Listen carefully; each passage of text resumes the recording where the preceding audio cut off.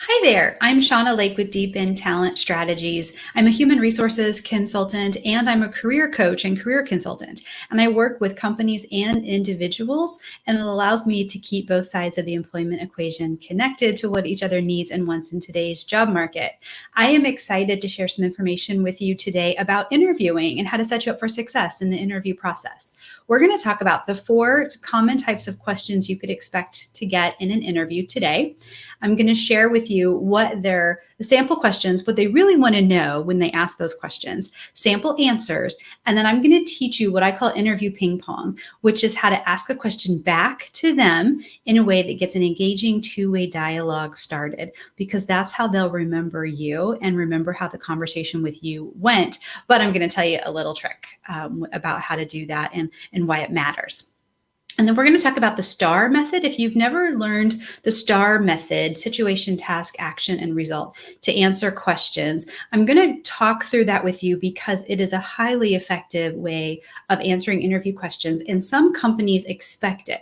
So if you are told by a recruiter the day before an interview to be prepared to answer questions in the STAR format, they may send you a flyer with what that means, but it can be scary if you aren't used to it and you've never practiced. So I'm going to teach you how to do it so you can start practicing now, and that can be the way that you always answer interview questions, so you don't have to be nervous about being told the day before an interview that that's what they're going to expect, because it is becoming more and more common for companies to ask you to answer questions using the STAR method. So we'll talk about that. So let's dive in.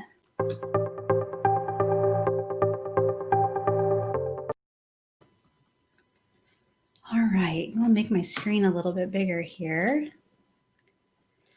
The first type of interview question that you can expect is introductory questions. These are really designed to be icebreakers and put you at ease. They do want to learn a little bit about you. The interview may have started with, tell me about yourself, or walk me through your resume or your professional background.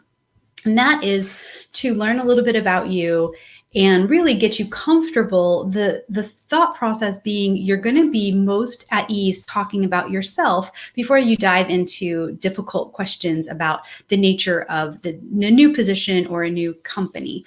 However, sometimes we get nervous with these questions because they may seem like tricks. They may seem too simple. The challenge with answering the tell me about yourself question is you want to have an elevator pitch rehearsed that's very brief, because they already have your resume. You want to tell them something they don't already know, but you want to get past that question quickly to get into the meat of the interview. And I have seen some people walk through their resume for 30 minutes, and that was going to cut the interview short, and they're not going to learn anything new about you, and it's not going to be that helpful. So after that first question, however they ask it, they may ask another introductory question, like, what was the last book you read?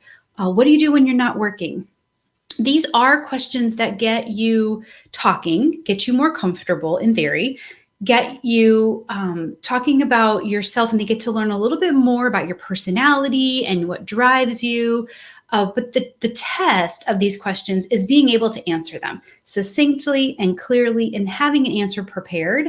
It is less about what you actually say. So then I want to talk about interview ping pong.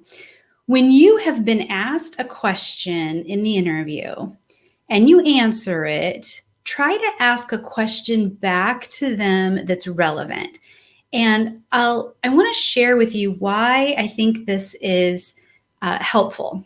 The first is that they'll remember what was said in the interview, but not necessarily who said it. So when you can get them talking more, they're going to think that what they say is brilliant. Of course, we all do. At the end of the interview, and when they're reflecting on your interview later, they're going to remember the brilliance, not exactly who said what.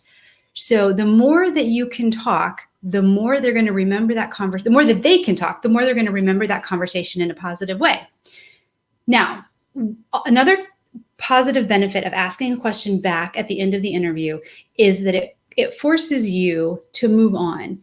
There are so many times that we answer a question, and because we're nervous, we keep talking, and we sometimes say the same thing over and over. When you have the discipline to answer the question thoroughly and then ask a question back, and that becomes your habit, your discipline to do that, you have then moved it back to them, like playing ping pong. You've lobbed it back to them for them to answer and ask the next question. So the interview keeps moving at an effective cadence, and you get through all of their questions and all of your questions, or you have a much more likely chance that you will be able to do that. And it forces you to be more succinct. So there are two strong benefits to asking a question back. Now, if they have a very rigid interview process and they have a list of questions that they have to get through, they may not want to play along. So try it once or twice. Not every question lends itself well to this format, but when you can come up with a question that's relevant to what they asked you, and I'll show you some examples, ask a question back. If they answer and they seem to engage in this, you're golden. If they say, oh, we'll save your questions to the end, well, then that's a clue that they need to go through their process in the way that they've been told to do it. So it may not work for every company and every interview, but definitely give it a shot, because when it works, it's amazing. And then I would say practice this in everyday conversations, and it can really help you make other conversations in your life more engaging. So if your significant other comes home and says, how was your day? And you say, fine, or how was yours? Try to turn it around into, something that makes the conversation deeper. What was it about your day that was great? Or I'm sorry you didn't have a great day. What could have gone better? Ask the question back to them in a way that's different, that takes the conversation to a new place and changes up the norm, because what they're probably expecting you to say is, fine, how was yours? And just like in an interview, you want to pleasantly surprise them by having an engaging conversation. Other people in your life want to do that too. So practice asking a question back after you've been asked a question, and it may transform other conversations that you have. Okay. So we talked about introductory questions. We talked about playing ping pong. Now I want to talk about situational and behavioral questions. These are the ones that we tend to dread. These are the ones that are complex, multi-part questions where it feels like they're trying to trip us up. And sometimes it's not that they want you to fail, but they are gauging how well you work under pressure, how well you can remember multi-parts to questions, especially in a complex role where you may have multiple things that you're managing and you need to multitask. They may ask you a 2 or 3 part interview question to see how you handle that. And can you stay calm and cool and collected? So I have other training that I can walk you through, and it's on my YouTube channel, of how to answer the questions, how to be prepared with scenarios ahead of time of things that you've experienced, so that you can glance down at that and be able to come up with a good answer in a good situation quickly. I won't go into that right now, but I do encourage you to look at that on my YouTube channel. And if you can't find it, connect with me on social and I'll send you a link so you can. So the situational and behavioral interview questions are the best ones to answer with the STAR method. So again, that's situation, task, action, and result. Sometimes we can get a little tripped up with, okay, what's the S, what's the T, what's the A, what's the R? In short, situation is what was going on? What's the backstory? What do we need to know here? The action is, what did I need to do to accomplish this task? The task was what needs to be done? What's at hand? The action is, what are the steps that I need to take? And the result is the result. But just as I got tripped up there, it can be really challenging sometimes to go through and like mentally check off the S, T, the A, and the R when you answer the questions. And then when you add nerves in an interview, it can get a little bit, it can get stressful. So I think it's easier if you answer questions in the STAR format, but you think about it this way. Think about it in middle school when they taught you how to write an essay with a introduction, a body, and a conclusion. So if you think about it that way, it takes the pressure off a little bit. And you can practice this in everyday conversations as well. When you're telling about your day, when you're telling a story, intentionally give a little bit of context. Here's what I was doing, here's what was going on, here's what happened. And then what's the body? Here's what I needed to do and the steps that I took. And the conclusion is the result.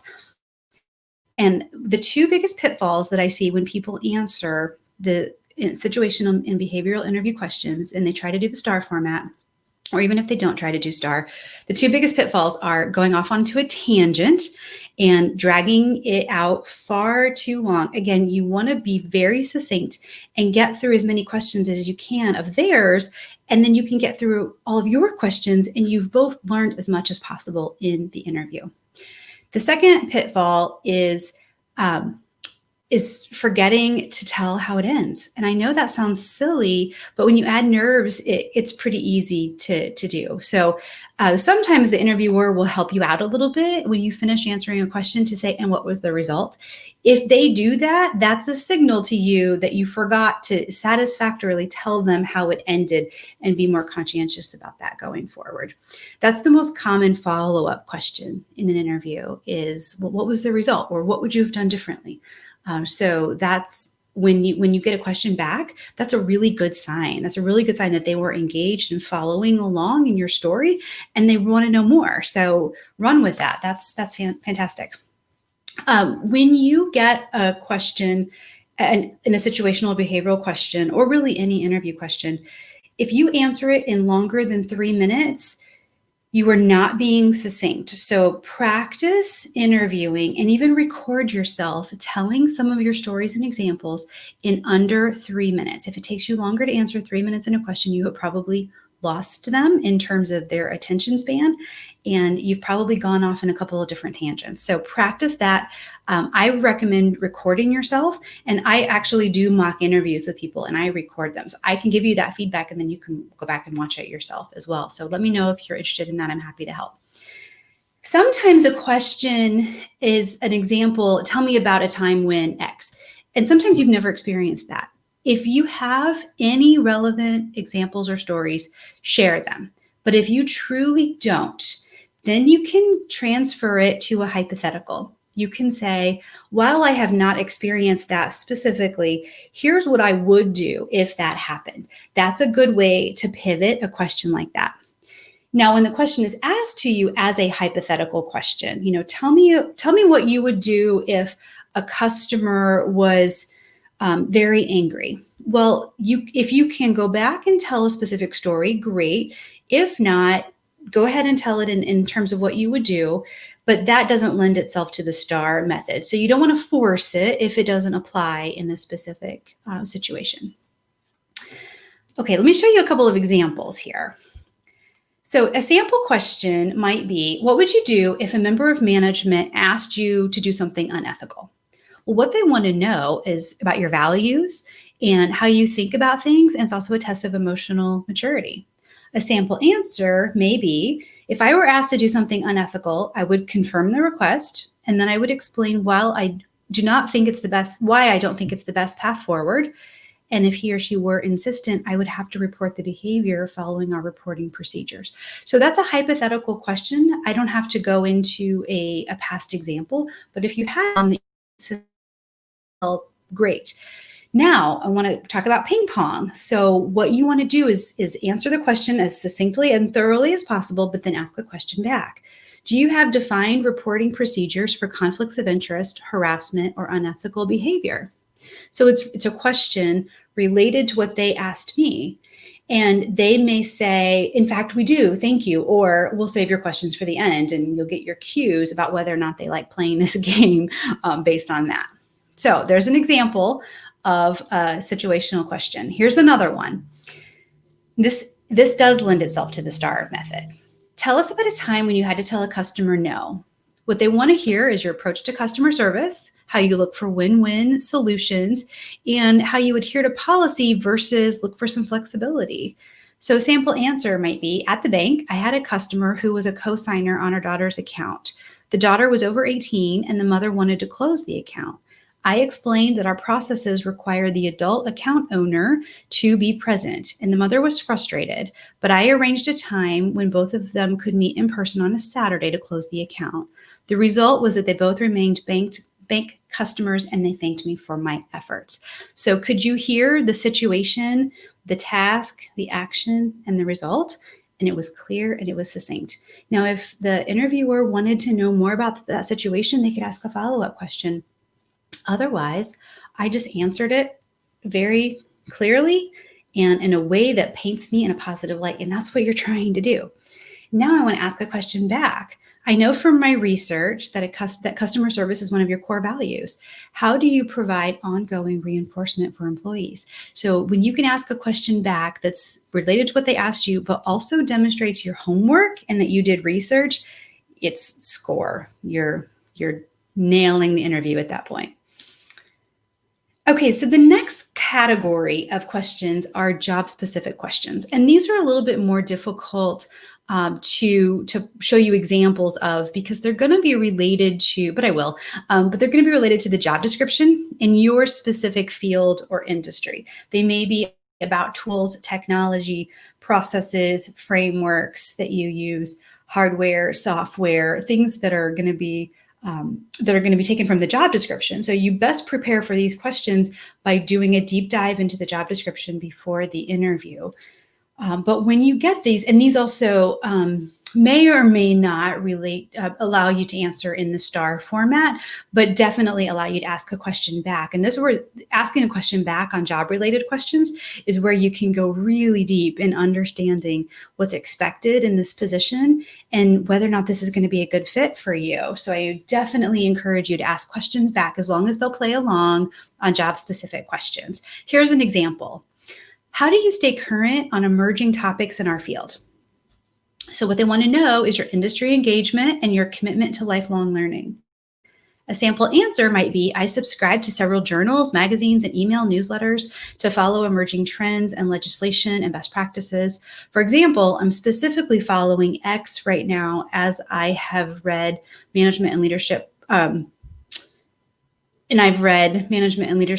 I just finished this book. So my biggest takeaway was this. So you can talk about a book you read and what you learned. You can talk about a piece of legislation that you're following. You could talk about a software that you're teaching yourself, that you're taking classes, or you downloaded something that you could practice before it becomes mainstream. This is where you can really show off how you take initiative and you stay current in what you do.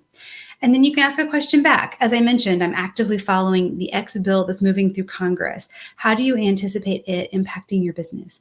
Or if you're in the IT space, you could say, I've been taking an Azure certification, and then you can ask a question about what platforms they're currently using, for example. So a great way to learn about the organization and the role through job-specific questions.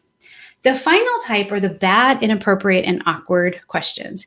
And I encourage you to listen to the audio file or read the articles that I have on my website where I go really deep into these questions, how to respond or not when you get these kinds of questions. When do you walk away?